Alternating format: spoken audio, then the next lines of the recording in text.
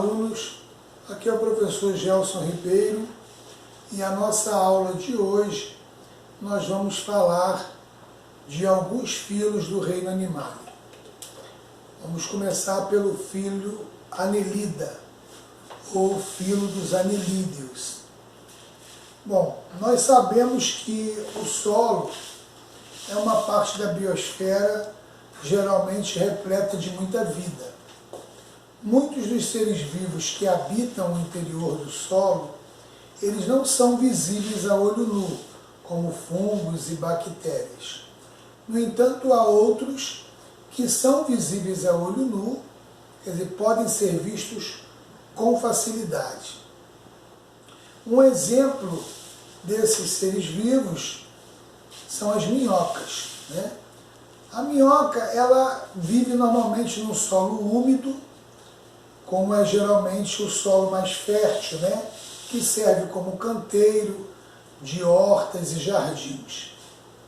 A minhoca pertence ao filo dos anelídeos, nome que inclui vermes com o corpo segmentado. Então, anelídeo vem do termo corpo formado por anéis, né? O que seriam anéis. Esses anelídeos compreendem cerca de 15 mil espécies, com representantes que vivem tanto no solo úmido quanto na água doce e na água salgada. Eles podem ser parasitas de outros seres vivos ou podem ser de vida livre. Algumas características dos anelídeos, primeiro que além da minhoca existem várias espécies de anelídeos. Podemos citar alguns animais pequenos, como o sanguessuga, que pode medir apenas alguns milímetros de comprimento, mas também há animais de grande porte, como o chamado minhocuçu, que atinge até 2 metros de comprimento. O habitat dos anelídeos, como eu já falei, pode ser nas águas dos mares, nos oceanos, no ambiente dulcícola, que é água doce, como também em terra bastante úmida. Eles são considerados os mais complexos dos vermes. Além de tubo digestório completo, ou seja, com boca e ânus, ele tem um sistema circulatório fechado. Isso é, além de ter boca e ânus, também apresenta um sistema circulatório em que o sangue só circula dentro dos vasos sanguíneos. O corpo dos anelídeos, ele é revestido por uma pele muito fininha e muito úmida. É uma característica importante porque os anelídeos têm respiração cutânea, respiram através da sua pele. A respiração realizada através da pele, porque por ali, né, há troca de gases respiratórios. E esses gases eles não atravessam superfícies secas. Então a minhoca está sempre úmida, sempre molhadinha, assim como o sanguessuga e todos os anelídeos. Na maioria das vezes, os anelídeos eles são hermafroditas. O que quer dizer hermafroditas? Cada animal possui os 2 sistemas reprodutores, tanto o masculino e o feminino em um só animal. Eles realizam fecundação cruzada e recíproca, né?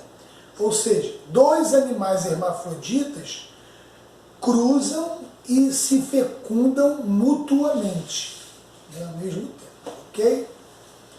Vamos agora falar um pouco do filo molusca, ou filo dos moluscos.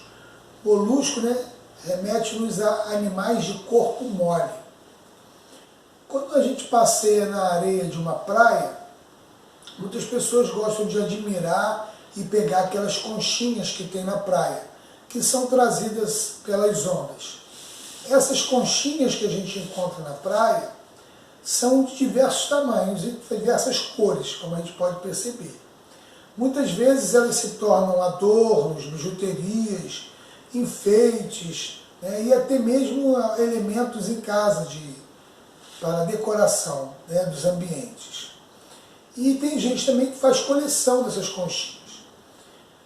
Os moluscos, eles têm composição frágil, são animais de corpo mole, mas na maioria deles possui essa concha que protege esse corpo mole. Geralmente as ostras, que são animais, são moluscos bivalves, quer dizer, tem duas valvas, né, que se abrem e o molusco está ali dentro protegido por aquela concha. Também temos também a lula, que são moluscos, né, mas elas... E também temos aqueles que não têm concha, como o polvo, a lesma, né? A concha ela é importante para proteger esses animais, mas também para evitar a perda de água, já que o corpo deles tem muita água. Então ela protege de predadores, mas também evita a perda excessiva de água que levaria o molusco à morte. Ela é produzida por glândulas localizadas embaixo da pele, sobre a pele, uma região que a gente chama de manto. Ela não é uma parte viva do corpo, a concha, né? Não é uma parte viva do molusco. Conforme o animal aumenta de tamanho, novo material é acrescentado à concha, que pode variar de forma e de tamanho, e pode ser formada por uma ou mais peças de encaixe ali. Onde vivem os moluscos? Você pode encontrar molusco no mar, na água doce e até mesmo na terra, né? Por exemplo, nós temos o caramujo, que é um molusco, e a lesma, que ficam geralmente em canteiros onde tem horta, em jardim, enfim. Onde houver vegetação e a terra estiver úmida, você vai ter molusco. Okay? Geralmente eles aparecem após o período de chuva, né? Aí eles ficam sobre plantas aquáticas nos lagos, na beira de rios, e em jardins também eles costumam aparecer após período de chuva, onde a terra fica mais molhada e eles saem para se alimentar. O grande caramujo marinho vive se arrastando nas rochas ou areias no fundo do mar. Já as ostras e o marisco, eles fixam-se nas rochas bem próximas ao litoral, e ali muitas vezes são colhidos para serem usados na gastronomia. A lula e o polvo, eles nadam muito livremente para as águas marinhas mais profundas. No tempo em que ainda não havia vida no ambiente terrestre, os moluscos, com sua concha protetora, eles já habitavam os mares. O caramujo do mar, por exemplo, ele é uma das espécies que tem aproximadamente 500 milhões de anos de história. Ou seja, eles já existiam, né, há alguns milhões de anos, antes dos peixes surgirem no mar, já existiam esses moluscos. Isso é revelado por alguns fósseis, né,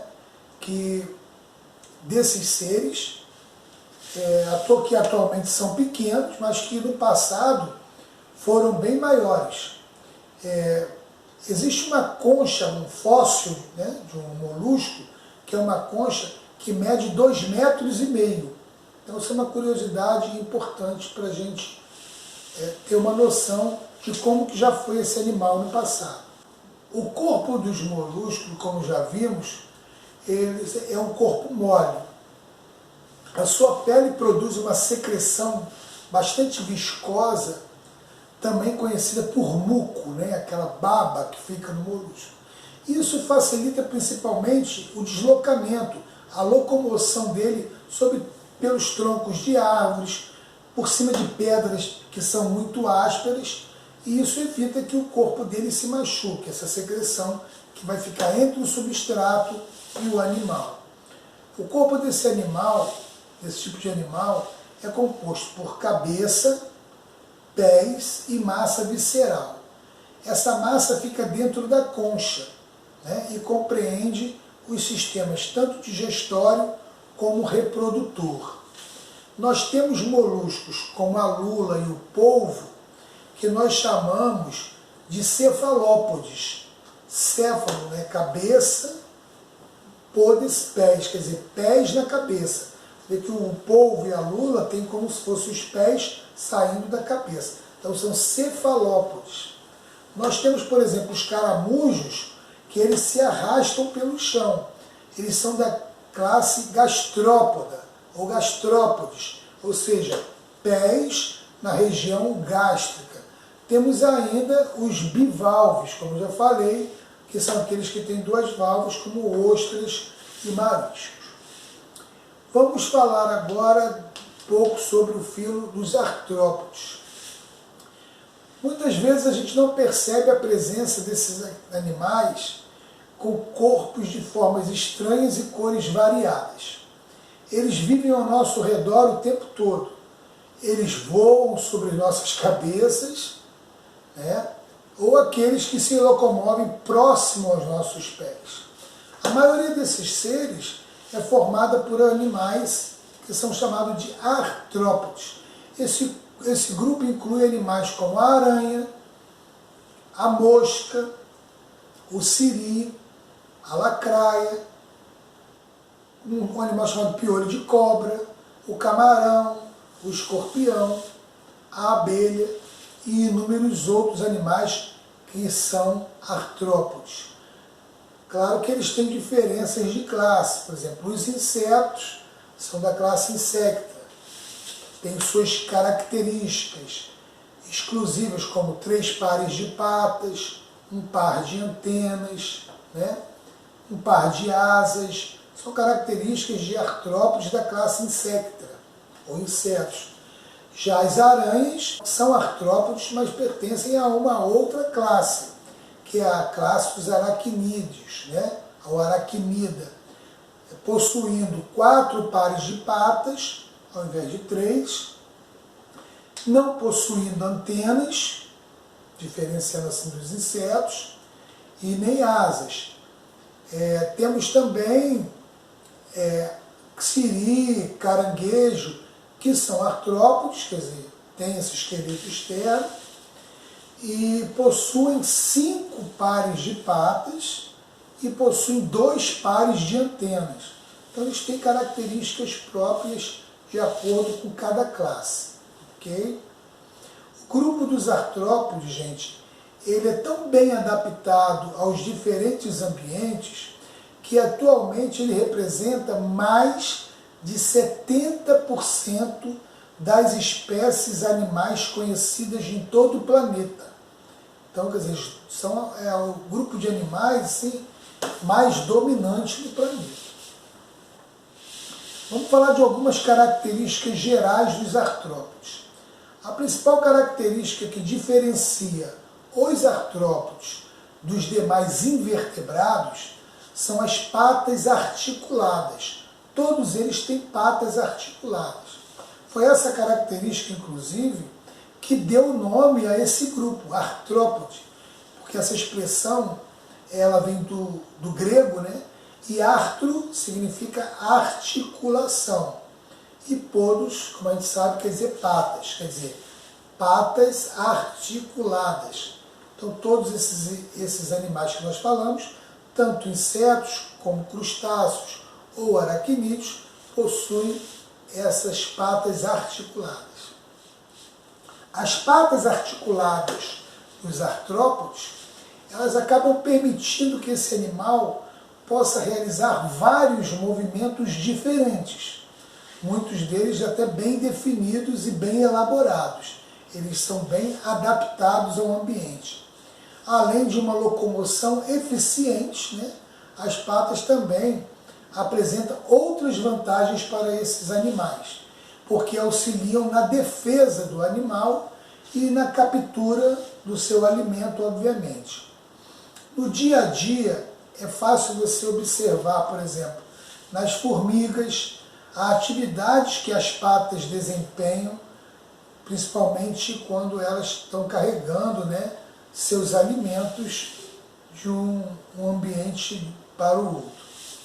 Além das patas articuladas, outra característica é muito importante nos artrópodes, que é a presença desse reforço externo, que eu falei agora há pouco, que é o exoesqueleto, que é o esqueleto do lado de fora, esqueleto externo. Diferente, por exemplo, dos mamíferos que têm um endoesqueleto, quer dizer, o esqueleto do lado de dentro. Nós somos animais mamíferos, né? Nós temos o esqueleto interno, endoesqueleto. Os artrópodes têm o esqueleto do lado de fora, que é chamado de exoesqueleto, esqueleto externo. Esse esqueleto ele é resistente, ele é impermeável, né? Não passa água, é constituído de quitina, né? Sais de quitina, que é um tipo de açúcar que compõe o esqueleto dos artrópodes. O exoesqueleto ele reveste e protege o corpo dos artrópodes de perigos externos, né, de predadores, e também evita que esses animais percam água para o ambiente. Essa é uma importante adaptação ao ambiente terrestre. É comum até nós encontrarmos artrópodes em ambientes com uma quantidade de água muito pequena, como por exemplo escorpiões que vivem no deserto e são da classe dos aracnídeos e possuem também esqueleto externo. Embora ofereça proteção, o esqueleto externo ele limita o tamanho do animal, pois ele não acompanha o crescimento do corpo do lado de dentro. Quando esse exoesqueleto ele fica pequeno para o animal, ocorre um processo que a gente chama de muda. O que acontece? Esse fenômeno que o exoesqueleto, o esqueleto externo, eles atingem um limite, né? Ele acaba sendo eliminado. Nesse fenômeno ele é eliminado, ele se desprende totalmente do corpo do animal. Isso acontece, é muito comum de ver as cigarras, né? Elas perdem aquele esqueleto externo, porque o corpo cresceu, e é trocado por um novo, quer dizer, o que fica abaixo desse esqueleto, ele a princípio ele não está tão rígido, mas esse animal acaba se recolhendo nesse período até que esse esqueleto esteja realmente mais rígido, e essa muda acontece algumas vezes durante a vida. Conforme o corpo cresce, ele troca de esqueleto, ou seja, ocorre um processo que a gente chama de muda. Até se tornarem adultos, os artrópodes eles podem fazer essa troca de esqueleto várias vezes. Por isso podemos encontrar esses esqueletos, esses exoesqueletos de artrópodes, soltos em algumas árvores, que eles acabam largando esse esqueleto externo, e é comum a gente encontrar, a gente pensa que está encontrando um animal, e está oco, mas não é, aquilo é apenas o esqueleto externo que ele abandonou, ok? Existem diversos grupos de artrópodes que são subdivididos em classes, como eu já falei, de acordo com o critério, né, de divisão do corpo e o número de apêndices, que são o número de patas, mas não só patas, né? Como, por exemplo, tem as antenas, né, como eu já falei, dos insetos, tem um par de antenas, os crustáceos têm 2 pares de antenas, os aracnídeos que não possuem antenas. Entre a classe de artrópodes, nós temos crustáceos, que eu já falei, aracnídeos, mas temos ainda os quilópodes e os diplópodes, além dos insetos, né? Então, agora vamos falar dos equinodermatas, ou os equinodermos. Os equinodermos também é uma palavra que vem do grego, que é equinos, espinhos, e derma, pele, quer dizer, pele coberta por espinhos. Esse grupo constitui exclusivamente animais marinhos, né, que são dotados de um endoesqueleto, quer dizer, endo, dentro, calcário, muitas vezes provido de espinhos. Esses espinhos são salientes, o que justifica justamente o nome derivado do grego aí que nós vimos.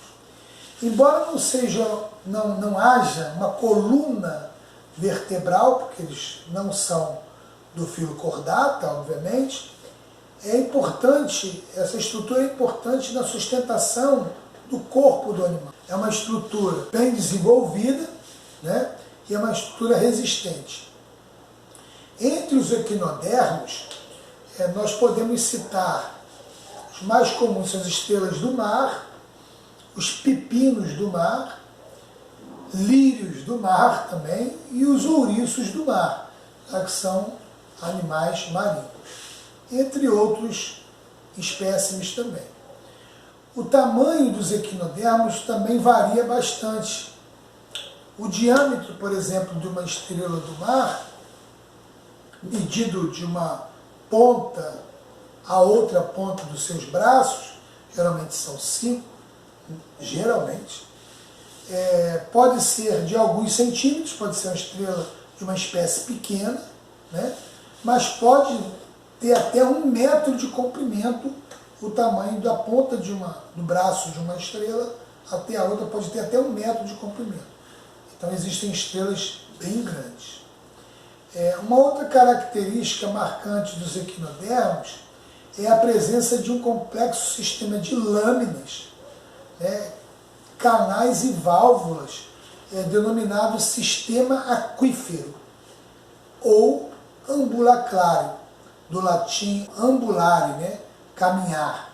Esse sistema relaciona-se com a locomoção. Costumamos dizer que eles têm pés ambulacrários. Respiração, circulação, excreção e até mesmo tem a ver com a percepção do animal, tudo através desse sistema de pés ambulacrários. Os pés ambulacrários ou ambulacrais, eles possuem paredes musculares e ampolas que acumulam líquido. E as variações de pressão desse líquido no sistema determina a expansão ou a retração desses pés. Fato que acaba auxiliando no deslocamento, né, do animal. Quando a pressão do líquido ele é maior nos pés, esses pés ficam mais firmes, mais rígidos. Mas quando a pressão diminui, eles ficam mais moles, então essa diferença acaba permitindo o movimento. Como que uma estrela do mar, como que esses animais eles se alimentam? Como que funciona a digestão nos equinodermatas? Normalmente eles se alimentam de pequenos animais e de algas, né? A estrela do mar, por exemplo, que é a mais conhecida, ela é carnívora. Os sistemas vitais desses animais são simples e eficientes. O sistema digestório, por exemplo, ele contém apenas boca, estômago, intestino e ânus, mas o estômago só está presente no corpo dos equinodermos carnívoros, como a estrela do mar, por exemplo, possuindo glândulas que produzem substâncias digestivas. A estrela do mar, ela alimenta-se principalmente de pequenos moluscos, como mariscos. Então, com os seus pequenos pés, a estrela do mar força a abertura da concha, né, da ostra, e em seguida vira o seu próprio estômago do avesso e lança o suco digestivo dentro da concha. Depois é só engolir essa massa, né? Isso é o corpo do molusco já digerido. Então vamos entender. Ela força a abertura da concha com os pés ambulacrais, lança esse suco digestivo dentro da concha, uma vez que ela virou o seu estômago pelo avesso, e esse suco digestivo vai fazer a digestão dentro da concha. E depois ela vai absorver o nutriente já digerido, numa digestão extracorpórea. Aí ela vai fazer predar outro marisco, outra concha. E a concha fica ali fechadinha, como se o animal estivesse vivo, mas já não tem mais nada dentro, porque ela já se alimentou daquela ostra, daquele marisco. Então é isso que acontece. O ouriço do mar, por exemplo, que ele se alimenta de algas, né? Ele tem um aparelho bucal com dentes, constituído de substâncias bem duras, bem rígidas. Com esses dentes, assim, eles raspam as algas que estão presas nas rochas, e esse aparelho bucal dos ouriços, ele recebe o nome de lanterna de Aristóteles. E é assim, raspando esse material das rochas, que o ouriço se alimenta. É muito comum encontrar os ouriços do mar presos próximos ao litoral, a algumas rochas. Com relação à excreção dos equinodermatas, como que se dá a excreção? A eliminação da excreta ela é facilitada também pelo sistema ambulacrário, porque ali há uma circulação de água muito grande no corpo que acaba levando essa excreta.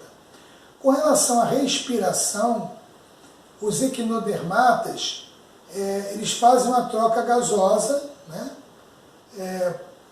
Através de minúsculas brânquias, mas também por toda a extensão dos pés ambulacrários, porque circula muita água, então também se dá a troca de gases através dessa água que circula.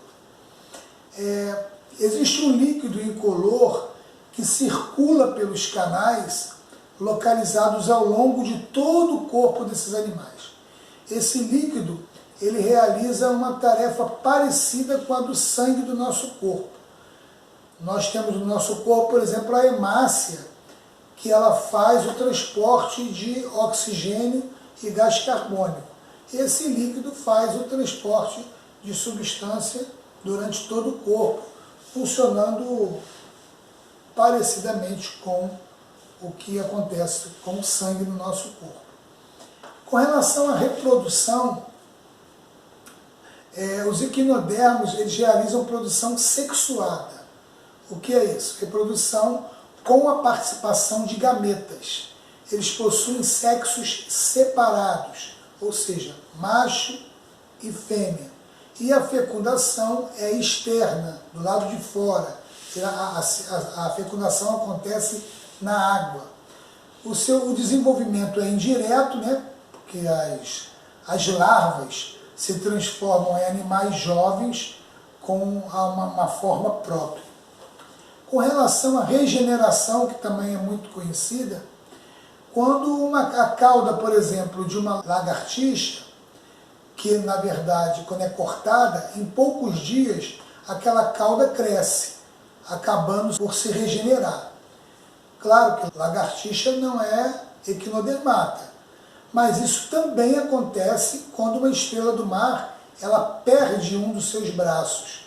Esse fenômeno de regeneração de parte do corpo representa uma vantagem para esses animais, que normalmente quando eles são atacados ou estão em perigo, eles entregam, né, abrem mão de parte do seu corpo para o predador.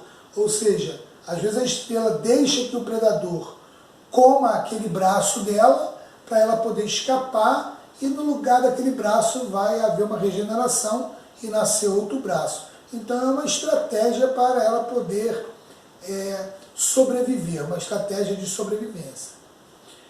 Enquanto o predador está lá se alimentando do seu braço, ela encontra um lugar para poder se esconder. E se o disco central da estrela, se ele estiver intacto, né, há algumas espécies de estrela do mar que conseguem se locomover e se alimentar com apenas um dos braços, contanto que o seu disco central esteja intacto. Ela consegue se alimentar, sobreviver e se locomover com um braço só. Enquanto ocorre o processo de regeneração das partes perdidas, através, obviamente, de diversas divisões celulares, ela vai sobrevivendo apenas com aquela estrutura, o disco central e o braço que sobrou. O pepino do mar, por exemplo, em situação de extremo perigo, ele chega a deixar parte de suas vísceras, parte de seus órgãos internos, né? Porque isso se torna vantajoso, porque acaba distraindo os predadores e lhe dá tempo de escapar, uma vez que também, sendo equinodermata, ele possui essa capacidade incrível de regeneração. Então é isso, gente. Essa foi a nossa aula de hoje. Não esqueçam de deixar o seu like, comentar as suas dúvidas e se inscrever no canal. Até a próxima aula. Um beijo para todo mundo.